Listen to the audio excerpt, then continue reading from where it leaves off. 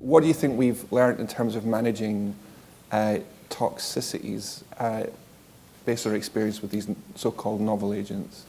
So I think we've learned how to use patient-reported symptom scores or patient-reported assessments of their toxicity and feed that into how we change doses and try and do it in an objective way that's not led by a clinician or but really is about what the patient is experiencing and then trying to adapt the therapy. So I guess I'm thinking about peripheral neuropathy scores before administering doses of Velcade or talking about peripheral neuropathy with thalidomide, but really trying to get the patient to tell you what they're experiencing and then to monitor that in a way that can be, so in the majority of day units, for example, is nurse-led and is kind of done in collaboration with the patient and then fed back to a clinician if the dose needs changing or things need adjusting. And I think that kind of model will probably apply to most of the newer novel agents that are coming up. So would you say that things like peripheral neuropathy, so interestingly when we talked about pain earlier on, to me it's actually quite sad that we don't manage pain well, because I think the perception amongst some clinicians is that pain is something we can manage well, but certainly when you speak to patients and the family member of the patient who is much more honest about what they see the impact of pain, that might not be the case. So looking forward, so I'm thinking about things like diarrhea that you may know something about from your research. So what can we learn about preventing toxicities better in the future? And what do we do about pain as well? So I think one of the things is to be alert to new toxicities that we don't know about. So diarrhea is a good example. So we did a study looking at patients who were taking lenalidomide who had severe diarrhea, who in our centre we referred a series of these patients to a gastroenterologist to see if we could work out why they were having such bad diarrhea, and with an attempt to try and keep them on their treatment. And we found that they all had the same problem, and that they all had bile acid malabsorption, and that is something that we can easily treat by giving a bile acid sequestrant called cholesevelam or cholestyramine. And that's something I think that we have really made us alert to the fact that we shouldn't be just listening to a patient tell us that they have a side effect of a chemotherapy or a treatment that they're taking and just say, oh, well, that's a side effect. We should really be thinking about what the mechanism of that side effect is. So these patients had diarrhea, but actually we know why. We think the lenalidomide was causing a specific problem in the gut, and we can address that. Whereas I think maybe 10 or 20 years ago, we'd have just said that chemotherapy causes diarrhea. Now we should really think about why that is and how we can therefore address it. And I think that's something that we can take forward and try and think kind of more holistically about how we go about minimizing the side effects as much as we can, but most importantly, not stopping treatment for patients that is being effective. So patients who have diarrhea on lenalidomide can be treated with cholesevelam and continue to take their lenalidomide, which is keeping their disease under control, and therefore don't need to come off. And that's, I guess, the most important message from that side of things. So Rafat, just before you jump in, because I know you're eager and I'm going to hear from you, you were here last night and we had a debate about chronic versus intermittent therapy. So thinking about chronic therapy and the extent to which we need to manage toxicities if we're going to keep people on treatment all of the time, how important is that? So I think that's a very important question because, the price of sort of staying in remission need to be outweighed based on the side effect. And if we cannot manage the side effect, I think we need to be honest with the patient and move on to a different line of therapy and manage that. And I think we need, the nurses are the most important thing in managing and helping us, figure out those side effects, encouraging the patient to tell us, because some patients don't like to tell about side effects because maybe afraid that we will stop the treatment, modify the treatment. So the nurses play a very important role encouraging the patient to tell us about the side effect. They will help us assess the severity of the side effect and then try to manage them, because I don't agree that we should keep people on treatment because the disease is under control. Because I think quality of life is very important, and we need to provide that early on, because the best treatment for side effects is to avoid it. Because once you get severe neuropathy, it's very hard to get rid of. Okay. I'm just going to come to Barry on this one, on the subject of pain. Then we're going to come to the audience for some live questions. Pain is a complication of myeloma that requires treatment, and one treatment might be opioids. But what are the risks of long-term opioid treatments? This adds to the complexity where there's side effects of the treatment for the side effect. Yeah, I mean, just to say it's interesting. One, I think that all clinical trials now are not looking at prolonging life alone, they're looking at the quality of life, and I think that's the right way to go. And as you both say, it's about, that sense in moving forward. Interestingly, we've just done a piece of work around managing pain in the advanced cancer setting. And the reason we did this was colleagues from France, Germany, Ireland, Portugal, and the UK. And one of the reason we did this was because we felt, both clinicians, doctors and nurses, that that people like yourselves were not able to manage pain, that you were struggling with it. And interesting that some of this, so for example, in a setting like this, it is not unusual, so somebody with myeloma, with bone disease, it was not unusual for people to think the first line of analgesia was paracetamol. And if somebody has metastatic disease or bone pain in this setting, paracetamol is not going to do anything, and a Cochrane review has just shown that.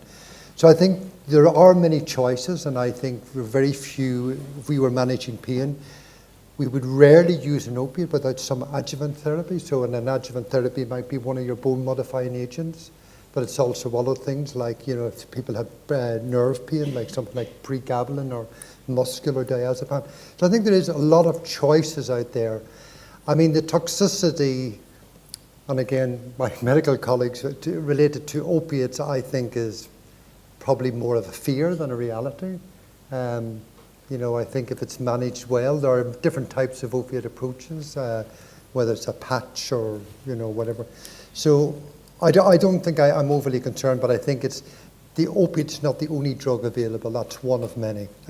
But people do have fears. Yeah. Fears. Yeah. So I'm hoping there's some questions or at least some comments or experiences on this subject from the audience. So in terms of managing pain, although it's not a toxicity of treatment as such, although peripheral neuropathy, of course, but what are the experiences in the room in terms of management of pain or toxicities in general?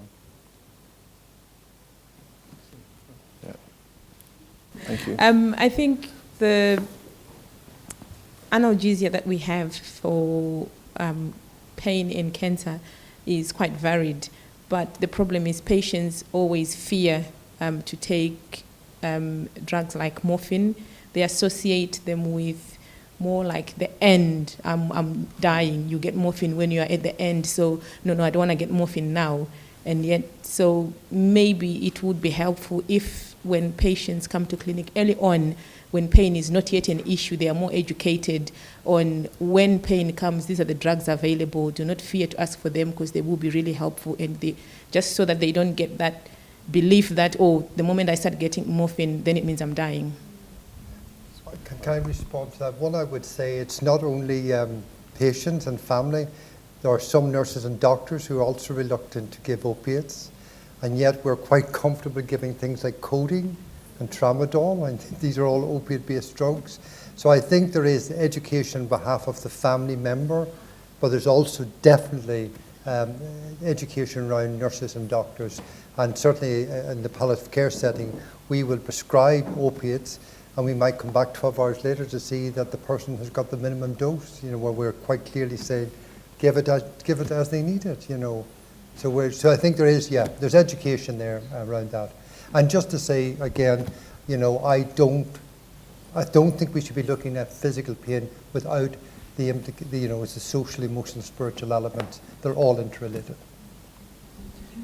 It's more of a sort of comment, really, but it sort of relates to what you were saying about managing diarrhea, in that it's not enough just for someone to say, I'm in pain, and then you can decide what to do about it. You need to take a full assessment of that pain, both its physical properties, but also its psychological and spiritual and social elements too. But different pains have different causes. Most patients will have more than one pain. You might treat bowel colic with buscopan, you might treat spinal pain with radiotherapy, bisphosphonates. There are lots of non-opioid and non-traditional analgesic kind of approaches. Even sometimes things like physiotherapy can help with certain types of pain. And so really taking a full history and assessing that pain properly can really help understand the best way to treat it, just like your example with diarrhea. Yeah. No, Can I make a sell? We have created a website, and we've created. And if you would agree, Eric, we might be able to link it into Myeloma UK. But it is a website with the guidance on it, and everything you've just said is in it. It is really, it's thinking of pharmacological and non-pharmacological, doing a proper history and things like complementary therapies, physiotherapy, and that. So okay. So we're going to, a few more questions on this topic before we kind of move on. So I've got one on the iPad around the role of acupuncture for dealing with peripheral neuropathy. Is there any evidence? Does it work? Or is it just all hocus pocus?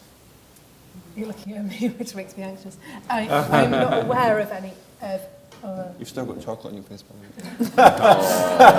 No, I'm only joking. I honestly am not aware of whether there is or is not any evidence. Hopefully Barry might be able to help me out. Well, I can't say for peripheral neuropathy, and the person who asked it might know a bit more, Yeah. but certainly we did a piece of work with the European Oncology Nursing Society, and acupuncture was shown to actually could be used in chronic pain. But whether it's peripheral neuropathy, I don't know. I can tell you whether there's any evidence or not any evidence that a lot of patients find it very beneficial. From a purely anecdotal perspective. Yeah. So I'm going to squeeze in two more questions for the panel. So first one's to Michaela, and just in, that post-allo transplant, the toxicities, the graft versus host disease, and I keep coming back to that list of drugs that they get discharged with. That's not going to be a free lunch. So what are the toxicities like post-transplant? Post-allo transplant? It's quite often you're starting off with the cyclosporin. So we follow them up twice a week, and the key reason that we follow them up twice a week is to look for toxicities for the medication, in particular cyclosporin, but also looking for side effects. So graft versus host and things. So we take a systemic assessment and looking at skin, bowel, appetite. So I've got to say the first 6 weeks, 4 to 6 weeks, is probably the hardest for them. Their lack of taste is often can be very variable. Lack of appetite, and all of these, you're not quite sure whether it's the drugs, whether it's just recovering from the chemotherapy or the side effects of the chemotherapy, whether it's that whole transplant in itself. And so it is, what's the appetite like? I'm eating because I know I have to eat, or I'm not eating because I don't want to eat. And you get all sorts of everybody reacts very differently. Cyclosporin in particular, its toxic effects can be very dangerous with a severe hypertension. They get tremors, you can tell. So most of our assessments show me your hands, and if they're like this, cyclosporin's 240. So yeah, a lot of it is actually assessment. And what about post-transplant stress, post-transplant trauma? Because it's a hell of a thing to go through. You come through the other side. Do you notice any post-traumatic stress disorder type toxicities? It's part of my spiel, actually. I feel I've just been doing it for 2 years, but I find that I've got my spiels, and they do seem to come at a very timely, driven by the patient. But in preparation, I'll often say to the patient there will be a time about a few weeks afterwards where most patients become very emotional, and it's about an expectation of that they should be doing better by the time that they are. And I could almost put that on a graph. And then the other one, when we're getting down 3-4 months down, it's even with the autologous as well. Some people are talking about going back to work, and part of my talk is just, okay, you're feeling better now, physically. How about take some time just to learn to be, okay, you're feeling well, just enjoy being well before you go back into that as well, and just to readjust to that. And a lot of my time is spent with patients, very emotional, quite upset, and I often do relate it to, it's like, look what you've been through, and this hasn't just happened in the last 3 months. They've had, whether it be a leukemic or whatever, you know, they've had chemotherapy after month after month after month, and then a year later, if things have been successful, it's just like, whew, did that just happen to me? Yeah, exactly. And again, we could go on and on and on just on that one topic. Before I move on, Maggie, I'm going to bring in Rafat, because he's going to make a point, and if it's not about toxicities of new immune therapies, which is something hopefully we can come back to, what do you want to... No, in the U.S., we really, shy away from allogeneic transplant for multiple myeloma, because I think the benefit in terms of graft versus myeloma, I think, is oversold. Unfortunately, most people will relapse, and I think the biology of the disease play more role in the time when they relapse than the actual transplant. So we do use allogeneic transplant as a, desperate measures in young people like you did there. But in my last 20 years or so doing it, I yet to see a myeloma patient cured by allogeneic transplant. So outside the clinical trials, we don't encourage doing allogeneic transplant because you talked about the trauma and the side effect on the leg. Obviously, the exciting thing is to teach the patient's immune system to recognize myeloma and eradicate it. And we can either take the T cells from the patients and modify it to recognize myeloma, or we can give drugs to awaken the immune system, these checkpoint inhibitors. I think that's very promising, and stay tuned. I think we will learn more about this. Yeah.